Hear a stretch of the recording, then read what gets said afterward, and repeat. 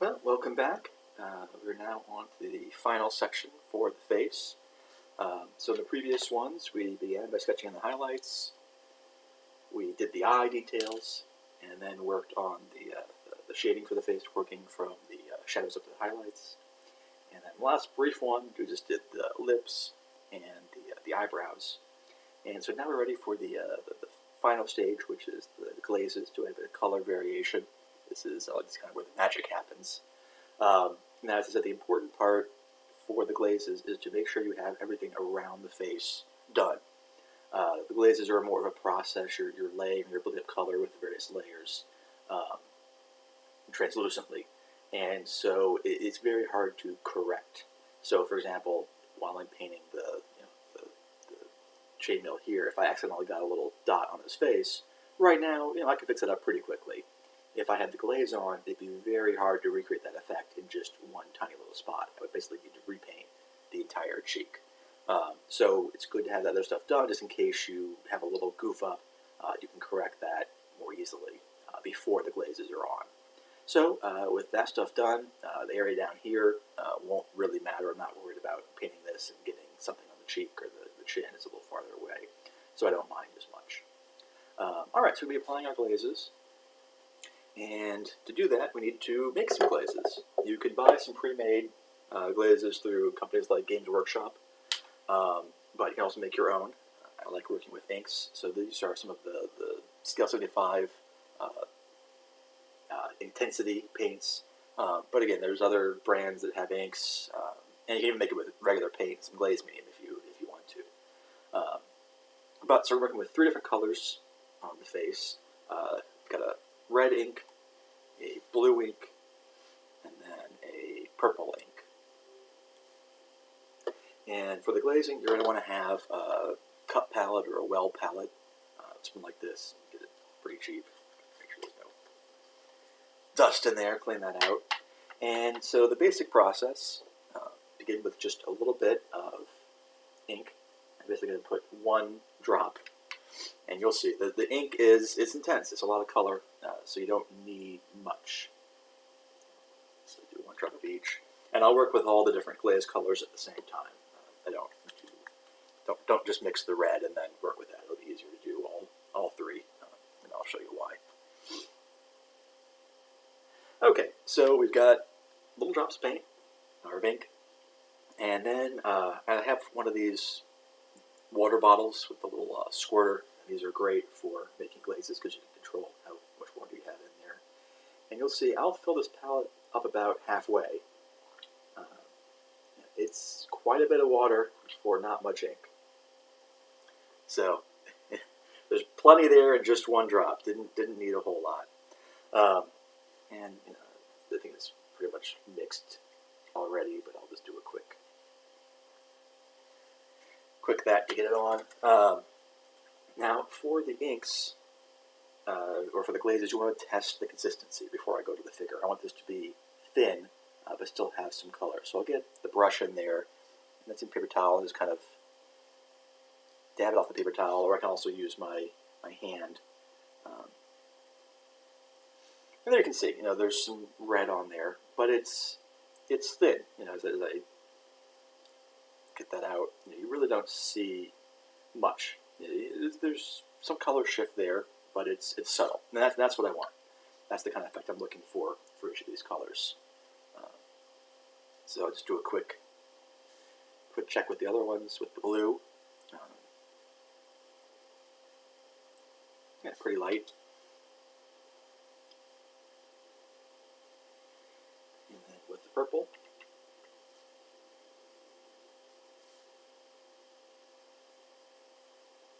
There we go.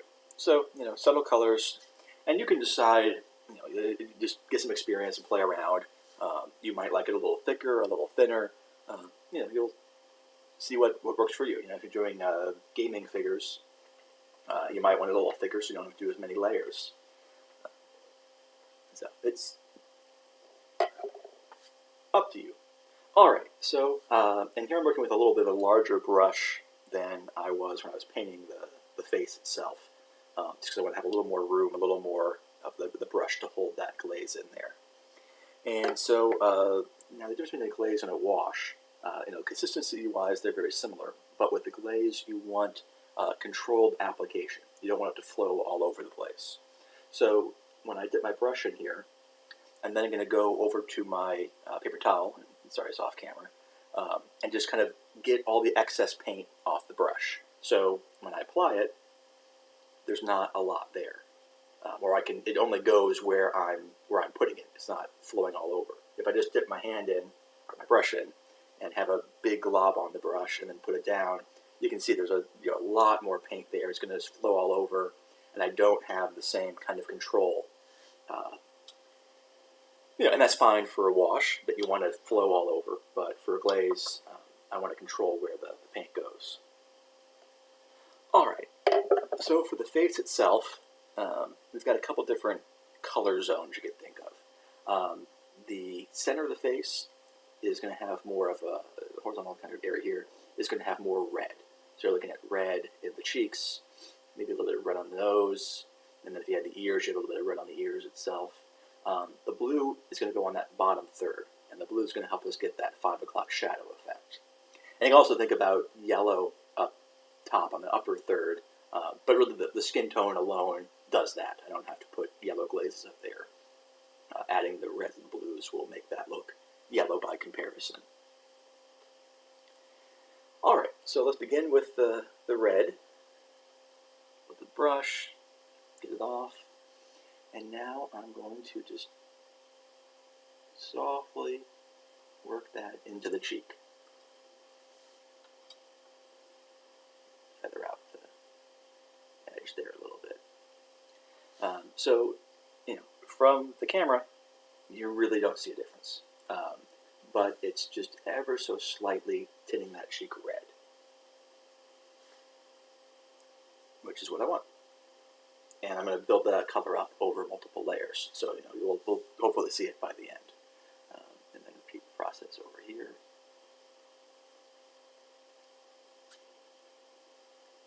And with the glaze, the direction of your brush is important.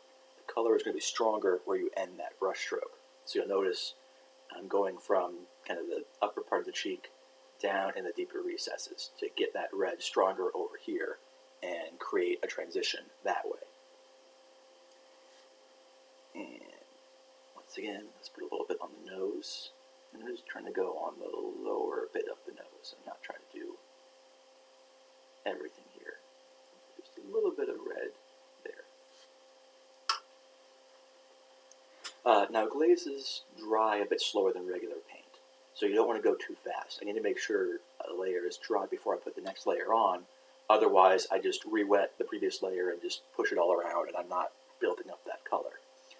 Now here, I'm explaining, so it goes a little slower naturally, so it's not as big a deal. But the reason I do the multiple colors is that way when I'm painting quickly, I can just put some red on the cheeks and then switch to blue for the bottom part of the face. I might add some purple here. Yeah, I can jump around from color to color, and then when I'm done, go back to the red, and that part is already dried.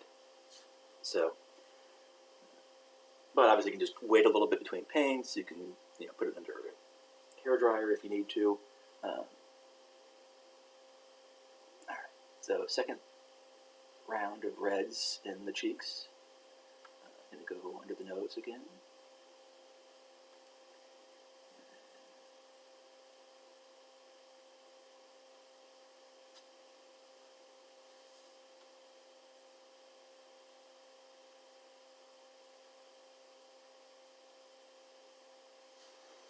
All right, let's switch to the blues.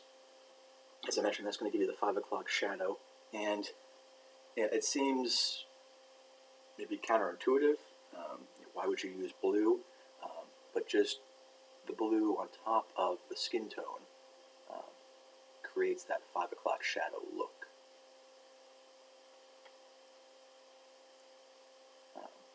And with this, you really want to go, oops, too much there. Kind of work your way around the entire face. I don't want to pause halfway through and let that dry.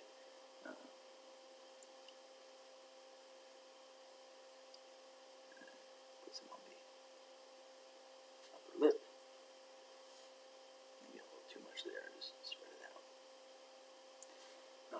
And again, the effect is very, very subtle, but over 4 or 5 layers, that color will start to build up, and you'll start to really see that difference.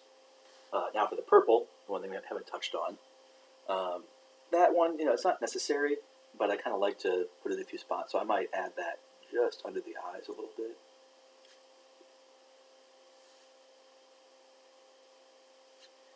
And I'll also add that in some of the shadows just to deepen those shadows, where I think I might need a little bit more.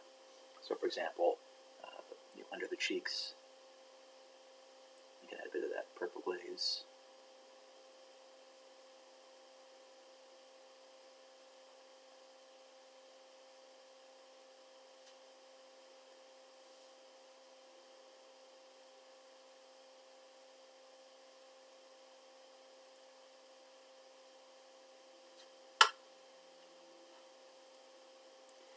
Alright, let's have another round.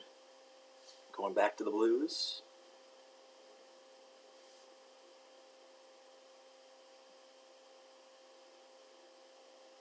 Get the upper lip first. And going around the jawline.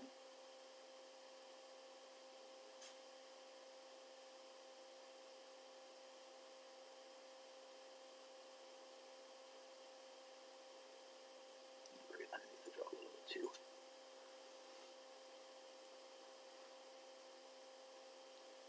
And again, still very subtle. I'm starting to see, at least in person, I'm starting to see some color shifts, and we'll keep building on that. Get to where I want. Back to the red. You go into the cheeks.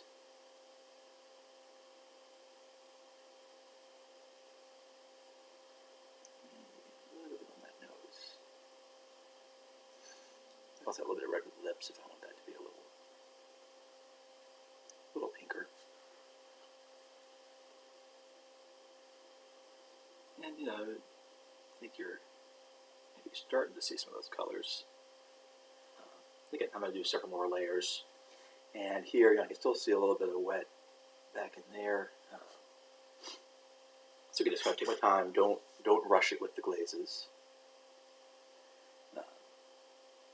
Make sure those layers are dry before you use the other one. You can gently blow on the figure. Try and speed that up, although be careful, if you do that enough, at some point you will accidentally spit on the figure. So, not the best way to speed up drawing. Alright, another round of reds.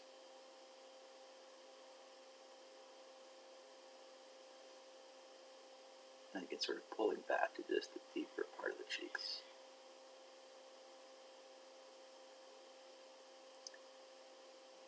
Hit the nose again.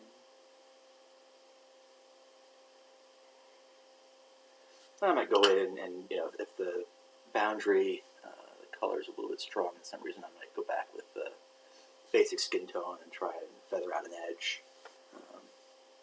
The transition on this cheek, I'm seeing a bit of a border there that I don't quite like, so I might go back in with a highlight later and just fix that up. Now another thing that we're seeing here, this skin tone is a bit darker than I've used on other figures. For a number of pieces, I've used a light skin tone where I don't put in that bronze flesh. I just work with the rosy skin and the fair skin. And that lighter skin tone, the glazes are going to show up more easily over that lighter color. And that's true for anything you're putting glazes on. They show up better over lighter undercolors. Doesn't mean you can't use them on darker colors, but they're just going to take more layers for that color to have an effect.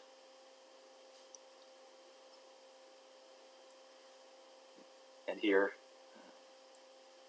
certainly in person I'm seeing it. On the camera, it's still pretty subtle, but I'm definitely getting a shift along the jaw. I'm definitely seeing that 5 o'clock shadow develop. It's not super strong, but it's definitely a different color here than I'm getting on the cheeks or the forehead or anywhere else.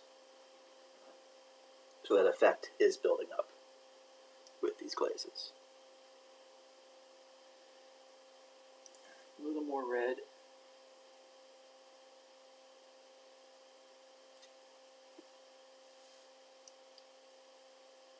Feather up that edge.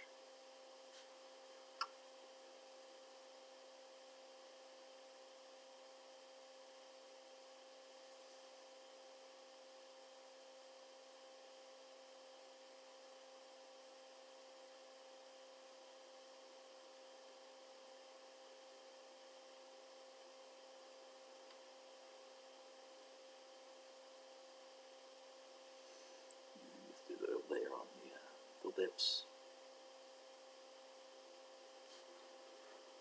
You'll notice when I'm doing the blue, I'm working down under the chin and around, but I don't want to hit the lips with that blue.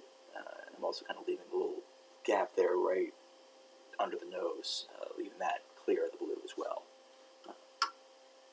Often you'll also have kind of right around here under the lip on either side. I've been hitting that just because it's small enough that I'm just kind of getting it all by accident. But on a larger figure, you might want to leave an area there too. Again, just where there's no hair growing, you wouldn't have that strong 5 o'clock shadow. All right, let's do, I think, one more round of blues. I don't want to go too strong with that 5 o'clock shadow.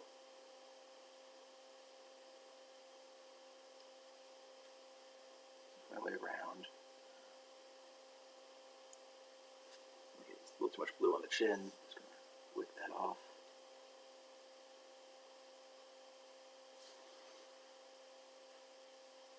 Let's get the lips, or sorry, the upper lip.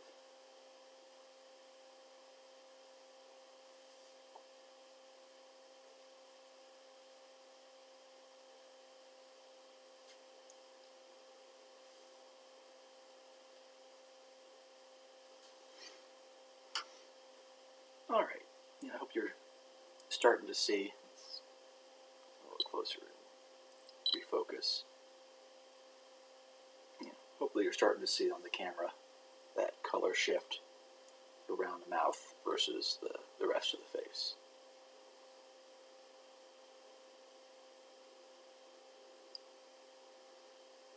All right, let's do another round of reds, like a little more rosy. And again, just getting in those darker parts of the cheeks.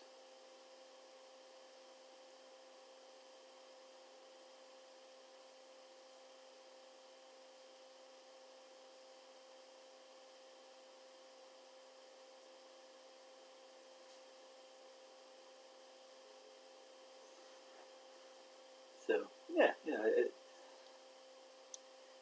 On the camera, the colors maybe aren't quite as strong, but in person, it's definitely showing up. And I'll take some photos with my actual camera set up, and it should be clear there as well. All right, let's grab a bit of purple. I haven't used this too much on this figure. I can do just a little bit under the eyes.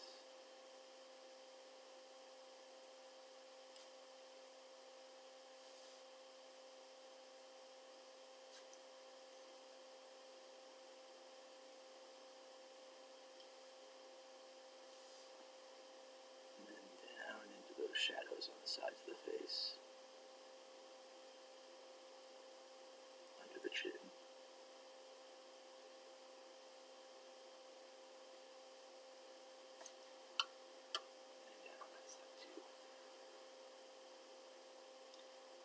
And I could be applying these glazes to the metals as well. You can do some of those purples just to give a little interesting color there as well. While I've got them mixed. And again, it's subtle. Just going to put this in the shadows. Just a little interesting color tones in there.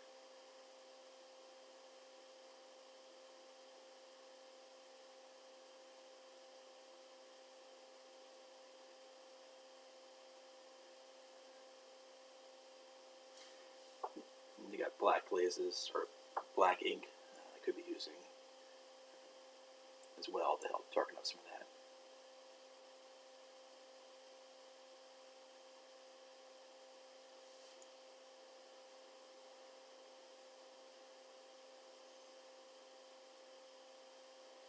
And again, so I've been going around from spot to spot.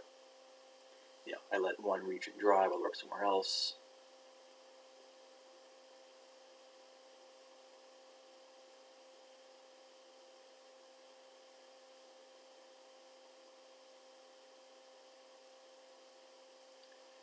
Real gentle touch under the eyes.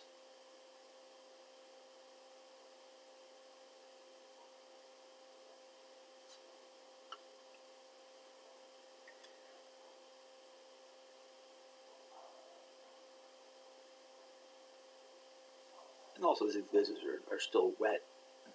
You can do one glaze next to another, and they'll mix a little bit on the figure if you need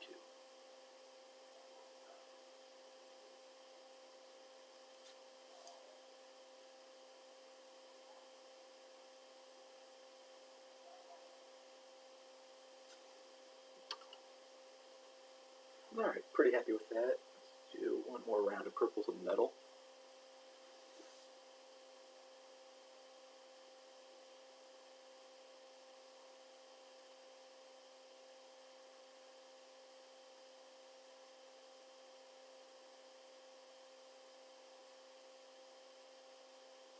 And again, you can see I'm working towards the darker shadows. I'm pulling it around towards the back on each side, because I want that to have this sort of color to help with those transitions. A little purple in the temples.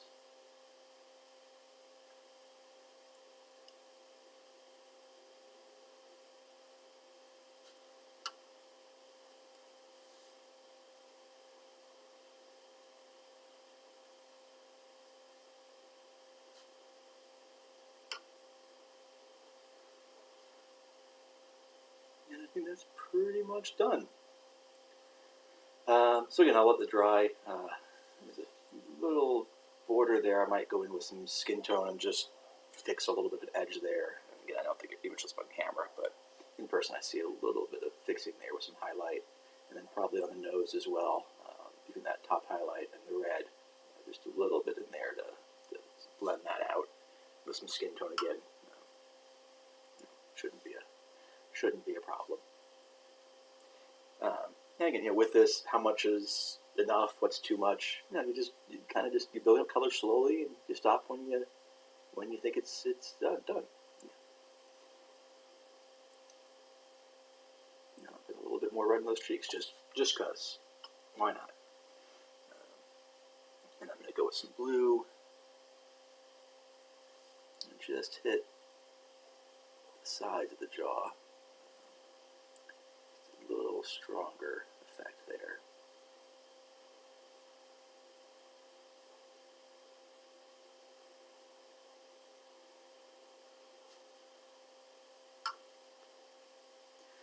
Alright, well I think that does it.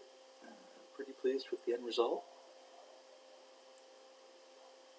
And again, the technique for the glazing doesn't have to be display figures. This works just as well on gaming scale stuff. If you had a unit of bowmen or Imperial Guard or whatever, mix up those glazes and just go assembly line down the row. A little bit of red on the cheeks, a little bit of blue on the bottom jaw. Just kind of quickly build up that 5 o'clock shadow and those color variations. And again, here I want this to be rather thin, so I can build the color up slowly, and that also helps with those transitions, from the regular skin tone to the glaze. But you could obviously go thicker with the paint. If you're doing gaming stuff, you don't want to have to go over and do 4 or 5 layers. You want to do 1 layer or 2 layers. You can go a little more quickly with that. As I said, GW has some ready-made glazes. For something like this, I would still thin down about 50-50 GW glaze and water. But if you're doing gaming stuff, the glaze is probably at a nice consistency already.